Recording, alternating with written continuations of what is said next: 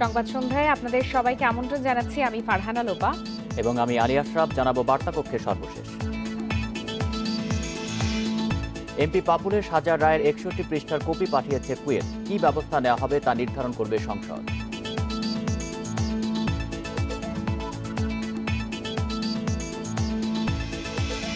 ঢাকার কেরানীগঞ্জে ডোবায় উল্টে পড়ল ৩ তলা ভবন, আহত ৫। এলাকায় আতঙ্ক, ৫টি বাড়ি পরিত্যক্ত ঘোষণা।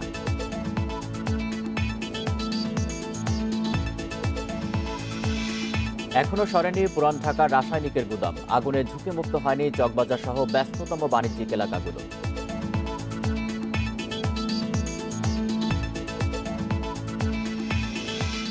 করোনার টিকাদানের আনুপাতিক হারে দক্ষিণ পূর্ব এশিয়ায় শীর্ষে বাংলাদেশ। ফেব্রুয়ারিতেই উঠতে পারে শীর্ষ 10-এ।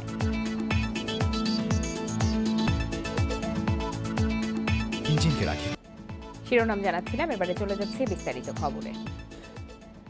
মানব ও অর্থ পাচারের মামলায় লক্ষ্মীপুর ২ আসনের স্বতন্ত্র আসনের সংসদ সদস্য কাজী শহীদ ইসলাম পাপুলের সাজার রায়ের কপি সরকার পেয়েছে বলে জানিয়েছেন পররাষ্ট্রমন্ত্রী ডক্টর এ.কে আব্দুল মোমেন। পাপুলের বিরুদ্ধে এখন কি ব্যবস্থা নেওয়া হবে সেটা জাতীয় সংসদ ঠিক করবে বলে জানিয়েছেন তিনি।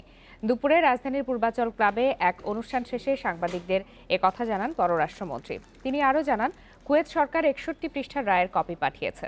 এরই মধ্যে তা স্বরাষ্ট্র মন্ত্রণালয় ও জাতীয় সংসদকে দেয়া হয়েছে। মানব ও অর্থ পাচারের অভিযোগে গেল বছরের ৬ জুন শহীদ ইসলাম পাপুলকে গ্রেপ্তার করে কুয়েতের পুলিশ।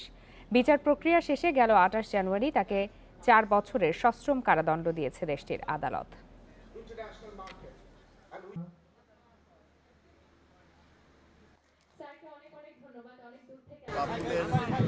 রায়টা আমরা পেয়েছি ৬১ পেজের রায়। আমরা সেইটা আরবি এবং ইংরাজি দুটোই আমরা পেয়েছি। স্বরাষ্ট্র মন্ত্রণালয় এবং মাননীয় স্পিকারের কাছে যেগুলো পৌঁছে দিয়েছে। বাকি কি অ্যাকশন নিতে হবে তারা সেইটা বিধি মোতাবেক অ্যাকশন নেবে।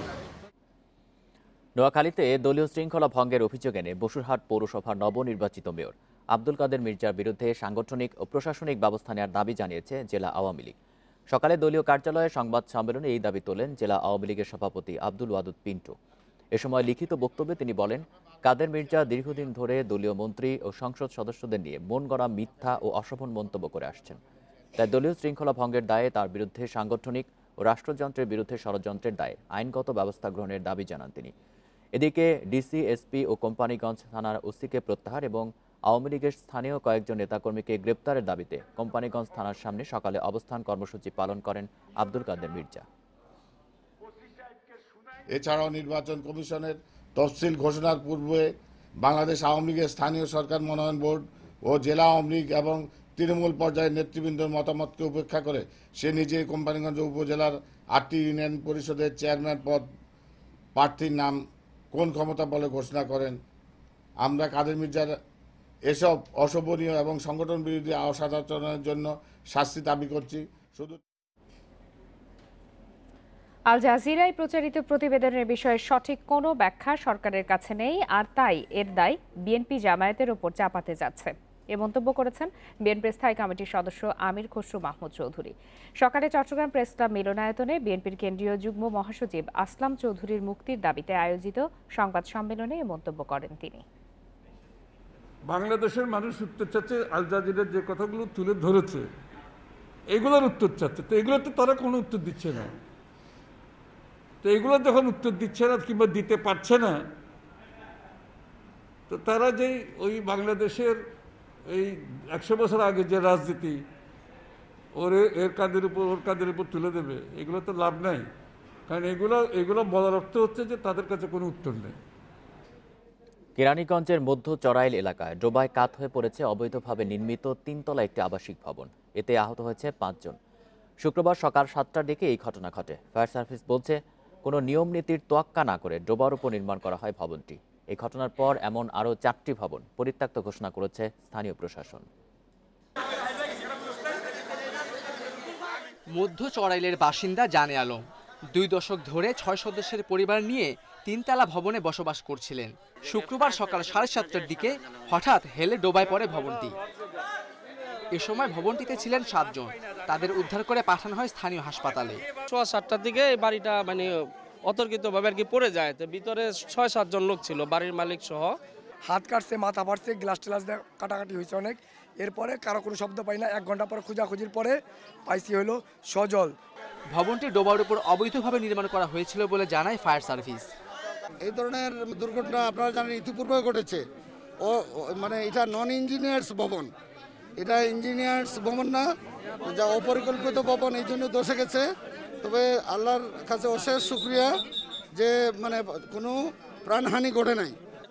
ভবনটি নির্মাণে কোনো অনুমোদন লাগেনি জানিয়ে মালিকের দাবি, ওই এলাকায় প্রায় সব ভবন অনুমোদন ছাড়াই তৈরি।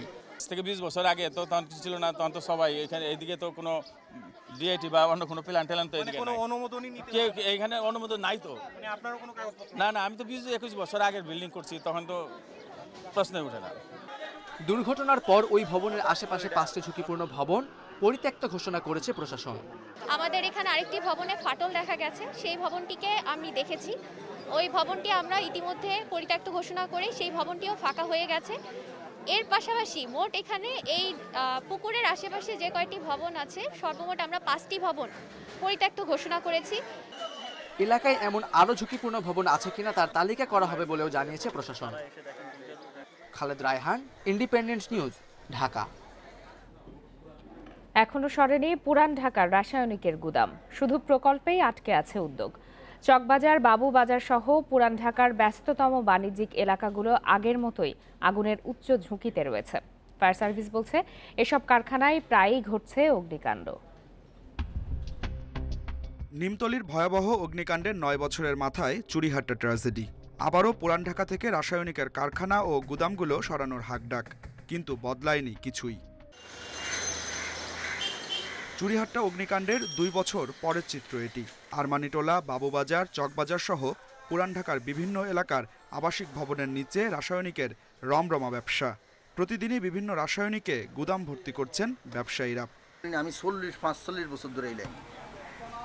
এইখানে মিটপুরে আগুন লাগছে কেমিক্যালের গুদামে, এরকম কোনো নজির নাই। মানুষ চলার পথে অ্যাক্সিডেন্ট হয়, রাস্তাঘাটে অ্যাক্সিডেন্ট হয়, অ্যাক্সিডেন্ট বন্ধ করে রাখতে হবে। একটা দা দিয়া কামান ঢাকা 70 কোটি মানুষকে জব করে ফেলতে পারবি, ছুরি দিয়া সেটাকে আটকে রাখতে পারবেন। চুরিহাট্টা অগ্নিকাণ্ডের পর 24টির মতো সুপারিশ করেছিল ফায়ার সার্ভিস, যার মধ্যে স্বল্পমেয়াদী কয়েকটি বাস্তবায়ন হয়েছে, অগ্রগতি কম দীর্ঘমেয়াদী সুপারিশের। এখন ঝুঁকিমুক্ত তো আপনি বলতে পারবেন না, এই জন্য বিকজ পুরোনো টাকা থেকে এখন সমস্ত কেমিক্যালের গোডাউন সরে নেই, এখনও কেমিক্যালের ব্যবসা চলছে। প্লাস্টিক জাতীয় কোনো দ্রব্যাদি থাকলে সেখানে আগুনটা ছড়ায় বেশি, বিকজ এটা একটা দাহ্য পদার্থ। বিশেষজ্ঞরা বলছেন, পুরান ঢাকায় ফায়ার হাইড্রেন্টের ব্যবস্থা না করায় আগুনে প্রাণহানির শঙ্কা থেকেই যাচ্ছে।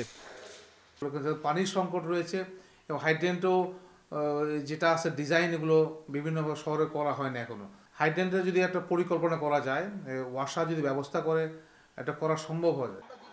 শিল্প মন্ত্রণালয়ের পাশাপাশি নজরদারির দায়িত্ব ঢাকা দক্ষিণ সিটি কর্পোরেশনের। শুধু ট্রেড লাইসেন্স বন্ধ রাখার মধ্যে সীমাবদ্ধ তাদের কার্যক্রম।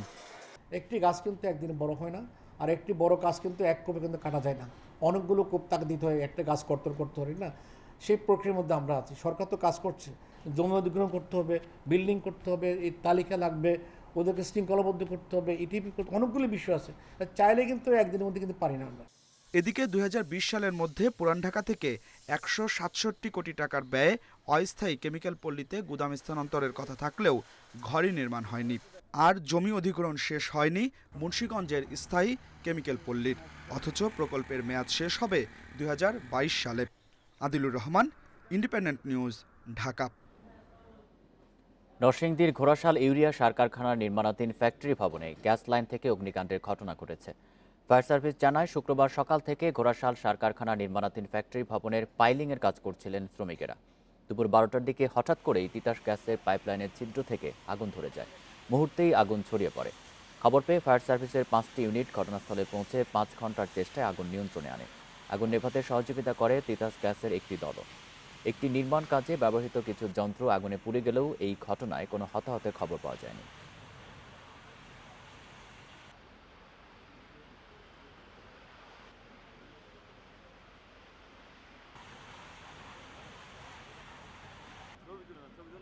দেশে করোনায় আরও 8 জনের মৃত্যু হয়েছে। এর মধ্যে পুরুষ 6 এবং নারী 2 জন। এ নিয়ে মোট প্রাণহানি হল ৮,৩37 জনের। ২১৪টি ল্যাবে ২৪ ঘন্টায় ১৪,২৩২ নমুনা পরীক্ষায় করোনা শনাক্ত হয়েছে ৪০৬ জনের। পরীক্ষা বিবেচনায় শনাক্তের হার ২.৮৫%। শুক্রবার স্বাস্থ্য অধিদপ্তরের বিজ্ঞপ্তিতে জানানো হয়, দেশে মোট করোনা আক্রান্তের সংখ্যা দাঁড়ালো ৫,৪২,৬৭৪ জনে। সুস্থ হয়েছেন আরও ৫৩৬ জন। এ নিয়ে মোট সুস্থ ৪,৯০,৪৬৮ জন।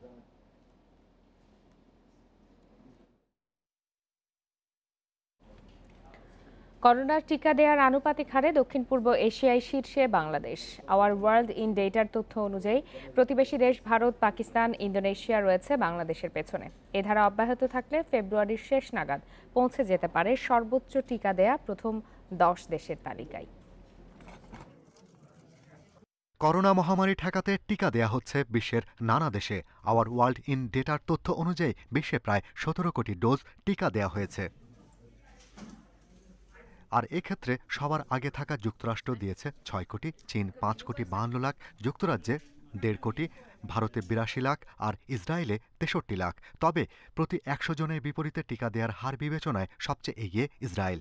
17 ফেব্রুয়ারি পর্যন্ত তারা শতকরা 77.48 জনকে টিকা দিয়েছে। এই অনুপাতে ভারতে 0.68, পাকিস্তানে 0.02 ও ইন্দোনেশিয়ায় 0.64। এ অবস্থায় দেশে 7 ফেব্রুয়ারি থেকে শুরু হয়ে জ্যামিতিক হারে বেড়েছে টিকা দেওয়ার হার। বৃহস্পতিবার পর্যন্ত দেয়া হয়েছে 18,48,000-এরও বেশি ডোজ। এর অনুপাত শতকরা 1 জন। সে হারে দক্ষিণ পূর্ব এশিয়ার সবচেয়ে বেশি। বিশ্লেষকরা বলছেন, সাধারণের আগ্রহ এ ধারায় থাকলে ফেব্রুয়ারির শেষ নাগাদ 30 থেকে 35 লাখ ডোজ দেয়া সম্ভব। আর তাতে সর্বোচ্চ টিকা দেওয়ার প্রথম 10 দেশের তালিকায় পৌঁছাবে বাংলাদেশ। এখন যুক্তরাষ্ট্র বা আমেরিকা সবচেয়ে বেশি টিকা দিতে সফল। ইউরোপের অন্যান্য দেশ, ইউরোপিয়ান ইউনিয়ন অন্তর্ভুক্ত যে দেশগুলো, জার্মানি, ফ্রান্স, স্পেন বা অন্যান্য দেশগুলো টিকাদানে পিছিয়ে, কানাডার মতো। এর মূল কারণ হলো তারা টিকা সরাসরি পাচ্ছে না, অর্থাৎ এখানে টিকার কূটনীতিকে তারা পিছিয়ে আছে। যদিও তারা বুকিং আগে দিয়েছে, কিন্তু সেই দিক বিবেচনায় আমরা চিন্তা করলে বাংলাদেশ কিন্তু আমরা অনেক এগিয়ে। বাংলাদেশে করোনা টিকার ডোজ এ পর্যন্ত এসেছে 70 লাখ। আগামী 5 মাসে ভারতের সেরাম থেকে 2.5 কোটি আর কোভ্যাক্সের কাছ থেকে 1.25 কোটি মিলিয়ে 4.5 কোটি ভ্যাকসিন পাচ্ছে ঢাকা। এতে 2.25 কোটি মানুষকে দেয়া যাবে সুরক্ষা।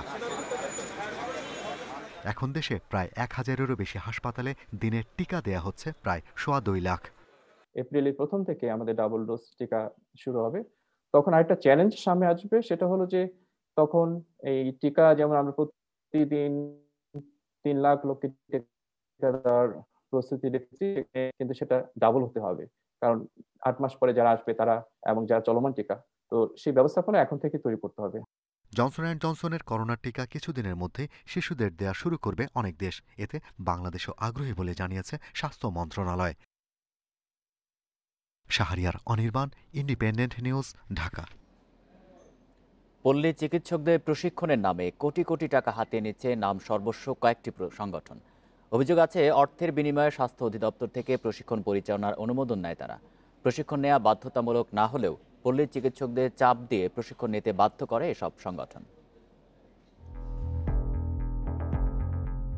সাতক্ষীরার শ্যামনগর উপজেলা স্বাস্থ্য কমপ্লেক্সের হলরুম চলছে স্থানীয় পল্লী চিকিৎসকদের পেশাগত দক্ষতা বৃদ্ধির লক্ষ্যে রিফ্রেশার প্রশিক্ষণ কর্মশালা। আয়োজক পল্লী চিকিৎসকদের সংগঠন আরএমপি ওয়েলফেয়ার সোসাইটি। তবে এই কর্মশালায় আর্থিক বাণিজ্যের অভিযোগ উঠেছে। প্রশ্নই নেই, কেন প্রতারণা হবে? হাজার হাজার অ্যাসিস্ট্যান্ট আছে, ওখানে 6টা অ্যাসিস্ট্যান্ট কাজ করতেছে, এখানে প্রতারণার কিছু নেই। এটা আমার একটা প্রতিষ্ঠানে একটা গভর্নমেন্ট অর্ডার দেওয়া আছে, গভর্নমেন্টের সাথে একটা এমন চুক্তি আছে আমাদের।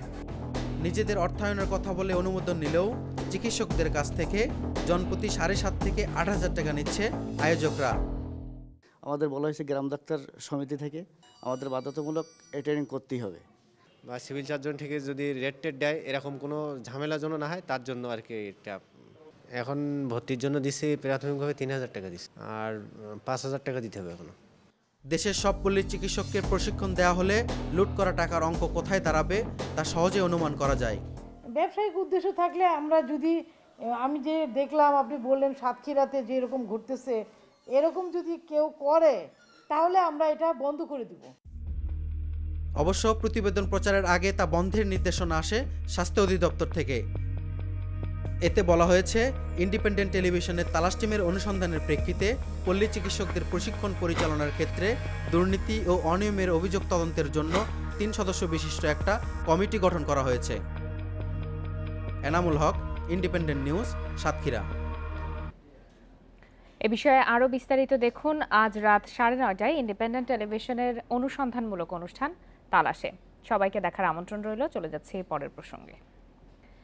সিলেটে এক যুবকের হাতে খুন হয়েছেন তার সৎ মা, ভাই ও বোন। বৃহস্পতিবার রাতে সিলেট সদরের বিআরডিসি এলাকার বাসায় তার পরিবারের সদস্যদের ছুরিকাঘাত করে 22 বছর বয়সী আবাব হোসেন। একথা জানিয়েছে পুলিশ। অভিযুক্ত যুবককে আটক করা হয়েছে। প্রথম স্ত্রীর সন্তানের হাতে খুন হলেন দ্বিতীয় স্ত্রী ও 2 সন্তান। ভয়াবহ এই ঘটনায় বারবার মূর্ছা যাচ্ছেন মুদি ব্যবসায়ী আফজাল হোসেন খান বুলবুল। তার আহাজারিতে ভারী হয়ে উঠেছে পরিবেশ। বৃহস্পতিবার রাত 12টার দিকে সিলেট শাহপুরান থানাধীন বিআইডিসি এলাকার মীরমহল্লায় ঘটে নৃশংস এ ঘটনা। 22 বছর বয়সী আবাবির ছুরির আঘাতে মৃত্যু হয় সৎ মা রুবিয়া বেগম ও 9 বছর বয়সী বোন মাহার। গুরুতর আহত হয় 7 বছরের ভাই তাহসান। চিৎকার শুনে প্রতিবেশীরা পুলিশকে খবর দেয়। এদিকে ছুরিকাঘাত করার পর ঘরে আগুনও ধরিয়ে দেয় আবাব। অন্যরা পুলিশে সহ আমি সহ পুলিশে সহ গিয়া সেই ভিকটিম যারা এরারে উদ্ধার করে মেডিকেলে পাঠাইছে এবং আগুন নিবাইছি এবং এই আসামি জেরে পুলিশের হাওলা লেগেছে। প্রাথমিক জিজ্ঞাসাবাদে সৎ মা ও ভাই বোনদের উপর ক্ষোভ থেকেই তাদের ছুরিকাঘাত করেছেন বলে জানিয়েছে অভিযুক্ত আবাব হোসেন। এখনো জিজ্ঞাসাবাদ চলতেছে, তবে প্রাথমিকভাবে যেটা সে স্বীকার করেছে যে এই ঘটনা সে ঘটিয়েছে এবং মায়ের প্রতি তার সৎ মায়ের প্রতি তার কিছু রাগ ক্ষোভ ছিল, এটা প্রাথমিকভাবে জানা গেছে। ঘটনায় গুরুতর আহত 7 বছর বয়সী তাহসানকে ভর্তি করা হয় সিলেট ওসমানী মেডিকেল কলেজে। শুক্রবার সকালে চিকিৎসাধীন অবস্থায় মারা যায় শিশু তাহসান। মাধব কর্মকার, ইন্ডিপেন্ডেন্ট নিউজ, সিলেট। টেকনাফ থেকে পাকস্থলীতে করে ইয়াবা আনছিলেন মকবুল রত্না দম্পতি। ঢাকায় আসতে ব্যবহার করেন বিলাসবহুল এসি বাস। সম্প্রতি তাদের পেটে 5,500 ইয়াবা পেয়েছেন গোয়েন্দারা। শুধু যাত্রী নয়, এ কাজে বাস কর্মীদের সংশ্লিষ্টতাও পেয়েছে ডিবি। গ্রিন লাইনের একটি বাসের এসির ভেতর থেকে মিলেছে 25,000 ইয়াবার চালান। কতগুলা জোরে বলেন? 3,000। টেকনাফ থেকে পাকস্থলীতে করে ইয়াবা আনছেন এক দম্পতি। এই তথ্যে আরামবাগ বাস কাউন্টারে যান গোয়েন্দারা। পরে বাস থেকে আটক হন রত্না বেগম ও মকবুল ব্যাপারী। পেটে ইয়াবা বহনের কথা স্বীকারও করেন তারা। পরে রাজারবাগ কেন্দ্রীয় পুলিশ হাসপাতালে করা এক্সরেতেও মেলে এর সত্যতা। মকবুলের 3 আর রত্নার পেটে মেলে 2,500 ইয়াবা।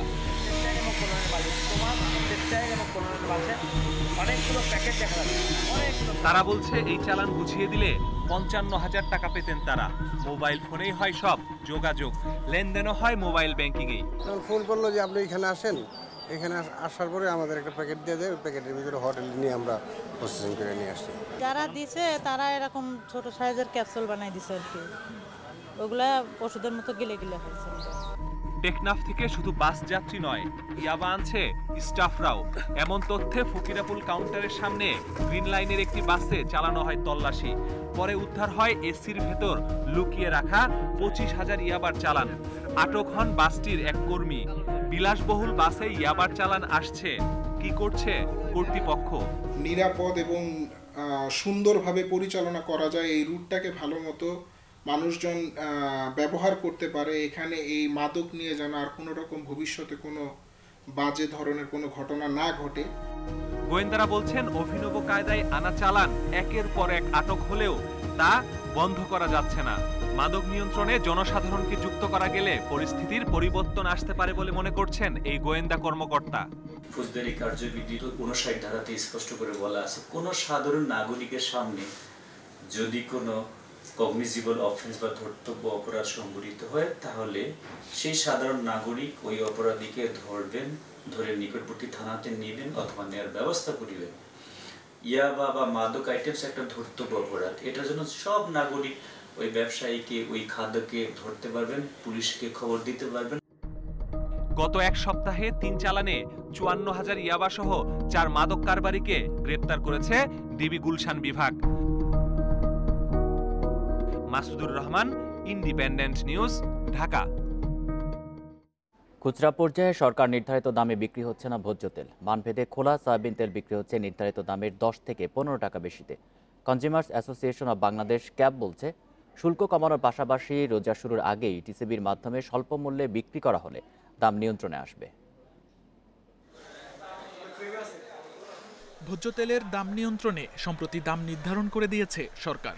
প্রতি লিটার খোলা সয়াবিন মিল গেটে 160 টাকা এবং খুচরা মূল্য 115 টাকা করা হয়। বোতলজাত সয়াবিন লিটার প্রতি খুচরা মূল্য 135 টাকা, আর 5 লিটার ওজনের বোতলজাত সয়াবিন 630 টাকা। কিন্তু নির্ধারিত দামে বিক্রি হচ্ছে না ভোজ্য তেল। খুচরায় খোলা সয়াবিন তেল বিক্রি হচ্ছে 130 টাকায়। আমাদেরকে যে 60টা দিত কোম্পানি, এখন ওই 60টা দিচ্ছে না। এখন বলতেছে সরকার নির্ধারণ করে দিচ্ছে, এখন আমরা বাড়তি রেটে নিতে হবে। 580 টাকা কেনা ছিল, আমরা বেচছি কত 85 টাকা 90 টাকা। তো এখন সরকারের নির্ধারিত করার কারণে মনে করেন কোম্পানি আপনার তেল 600 টাকা করে লাগছে। দাম নিয়ন্ত্রণে রাখতে পদক্ষেপের পরও ভোক্তা পর্যায়ে এর সুফল না আসায় ক্ষুব্ধ ক্রেতারা। আগে তো আরো কম ছিল, এখন যেহেতু ঊর্ধ্বমুখী আর সরকার যে 115 টাকা নির্ধারণ করছে, এটা তো আসলে কেউ মানে না। কিন্তু কমে কারণ সামনে রমজান আসছে, আর কম হলে আমাদের জন্য সুবিধা হইতো, কারণ যে বর্তমানে এখন আমাদের যে ইনকাম সোর্স কিন্তু এখন সবকিছুর দামই বাড়তি। এদিকে বাড়তি চালের দামও। টিসিবির হিসাবে গত বছরের একই সময়ের চেয়ে নাজির ও মিনিকেট চালের দাম বেড়েছে কেজিতে 4 থেকে 6 টাকা। মোটা চালের দর বেড়েছে কেজিতে 10 টাকারও বেশি। যে বেতন আমরা পোষাইতে পারি না, এখন এই বিচারটা আমি কার কাছে দেবো, কার কাছে বলবো? আমরা সাধারণ মানুষ তো কারো কাছে যাইতে পারি না। ভোক্তা অধিকার সংগঠন ক্যাব বলছে, বাজার নিয়ন্ত্রণে সহনীয় দামে নিত্যপণ্যের সরবরাহ ব্যবস্থা করতে হবে। সেজন্য টিসিবিকে জোরালো ভূমিকা রাখার পরামর্শ তাদের। রোজার শুরু কয়েক সপ্তাহ আগে শুরু করা হয় তাহলে ভালো হবে, আর এর পরিমাণ যদি বৃদ্ধি করা যায় তাতেও ভোক্তারা কিছুটা সাশ্রয়ী মূল্যে পণ্য ক্রয় করতে পারবে। যেসব ব্যবসায়ী সরকারের নির্ধারিত দামে পণ্য বিক্রি করছে না, তাদের বিরুদ্ধে আইনি পদক্ষেপ নেয়ার পরামর্শ দিচ্ছেন বিশ্লেষকরা। Shamim Ahmed, independent news, Dhaka. আন্তর্জাতিক মাতৃভাষা দিবস ও মহান শহীদ দিবস পালনে প্রস্তুত হচ্ছে কেন্দ্রীয় শহীদ মিনার। কাল বিকেলের মধ্যে প্রস্তুতি পুরোপুরি শেষ করার কথা জানিয়েছেন ঢাকা বিশ্ববিদ্যালয়ের উপাচার্য অধ্যাপক মোহাম্মদ আখতারুজ্জামান। বিকেলে কেন্দ্রীয় শহীদ মিনার পরিদর্শনের সময় তিনি জানান, ব্যক্তি পর্যায়ে 2 জন ও সংগঠন পর্যায়ে 5 জন করে শহীদ মিনার চত্বরে প্রবেশ করতে পারবেন। এ সময় মাস্ক পরা বাধ্যতামূলক।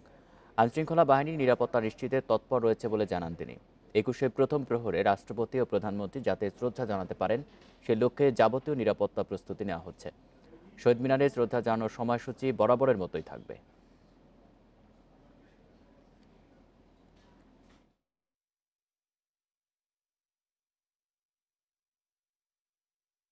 পুরো এলাকাটাই মূলত সিসি ক্যামেরার আওতাভুক্ত, ফলে সব কিছুই নিরাপত্তার বিষয়টিও পুলিশের সাথে এবং আইন শৃঙ্খলা রক্ষাকারী বাহিনী তারা বিষয়গুলো খুব গভীরভাবে তদারকি করছেন এবং তাদের আয়োজনও একেবারেই প্রায় চূড়ান্ত পর্যায়ে এসে পৌঁছে।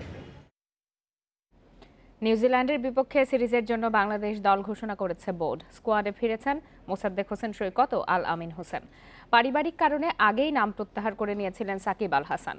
ব্যাটিংয়ে ভরসা তামিম, মুশফিক, রিয়াদের অভিজ্ঞতা। ডাউন আন্ডারের কন্ডিশন বিবেচনায় রেখে একাদশে রাখা হয়েছে 6 পেসার। সাকিবের অনুপস্থিতিতে বাড়তি দায়িত্ব আফিফ, সাইফুদ্দিন, মেহেদির উপর। উইন্ডিজ সিরিজে বাজে ফর্ম সত্ত্বেও টিকে গেছেন নাজমুল শান্ত। সিরিজে 3 ওয়ানডে ও 3 টি-20 খেলবে টাইগাররা। 24 ফেব্রুয়ারি নিউজিল্যান্ড যাবে বাংলাদেশ। কোভিড প্রোটোকল সংক্রান্ত আনুষ্ঠানিকতা শেষে 20 মার্চ প্রথম ওয়ানডেতে মাঠে নামবে ডমিঙ্গোর শিষ্যরা।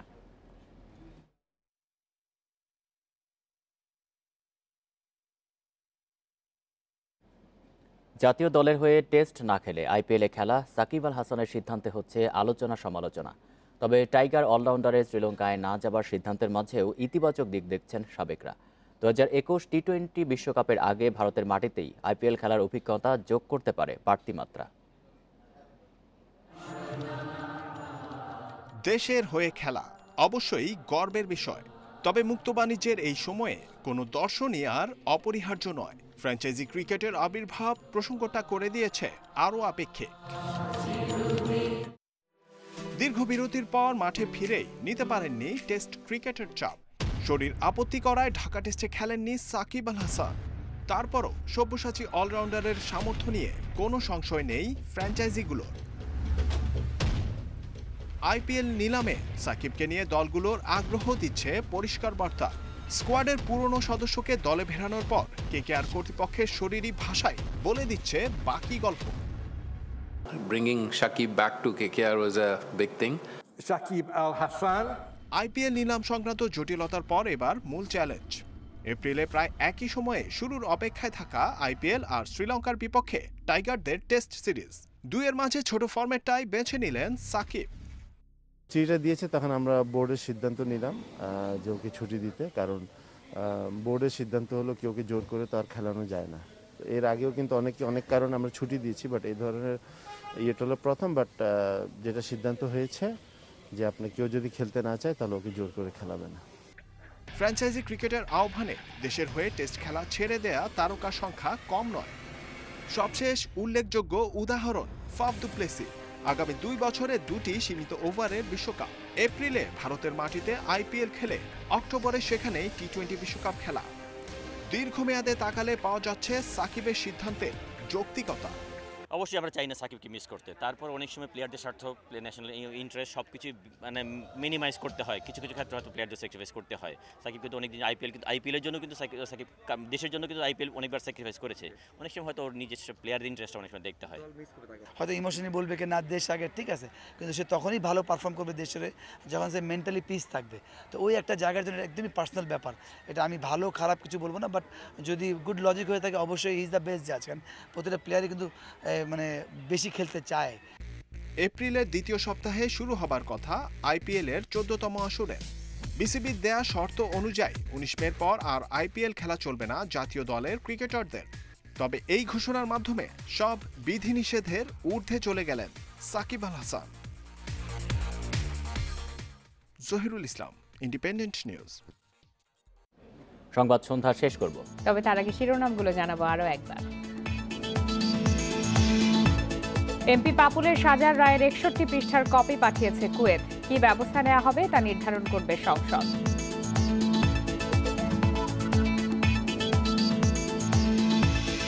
ঢাকার কেরানীগঞ্জে ডোবায় উল্টে পড়ল 3 তলা ভবন, আহত 5। এলাকায় আতঙ্ক, 5টি বাড়ি পরিত্যক্ত ঘোষণা।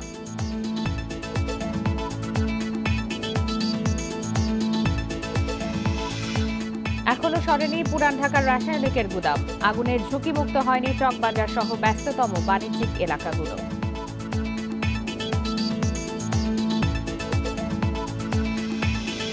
করোনার টিকাদানের আনুপাতিক হারে দক্ষিণ পূর্ব এশিয়ার শীর্ষে বাংলাদেশ। ফেব্রুয়ারিতে উঠতে পারে শীর্ষ 10-এ।